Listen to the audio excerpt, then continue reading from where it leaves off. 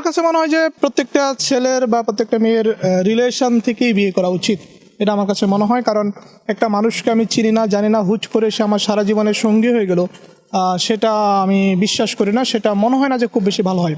এবং আমার যদি পারিবারিকভাবে বিয়ে হতো, আমার কাছে মনে হয় আমি খুব বেশি কষ্ট পেতাম যদি আমাদের মানে পরিবারের সূত্র থেকে যদি প্রেমের সম্পর্ক না হতো।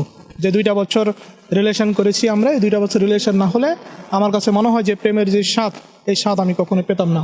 আর প্রত্যেকটা পুরুষের বিয়ের আগে প্রেমের স্বাদ পাওয়া উচিত। আসলে হ্যাঁ, একটা মানুষকে বিয়ে করতে হলে তার সম্পর্কে জানা নেওয়াটাই আমার মনে হয় ভালো। হুট করে কাউকে বিয়ে করলাম, তার সাথে এক ঘরে থাকলাম, এটা আসলে মানে কেমন জানি না, এটা তার থেকে বরং মানে ফ্যামিলিগতভাবে আমরা দেখাশোনা করছি, তারপর রিলেশন করছি, তারপর বিয়ে করছি, এটাই ভালো ছিল।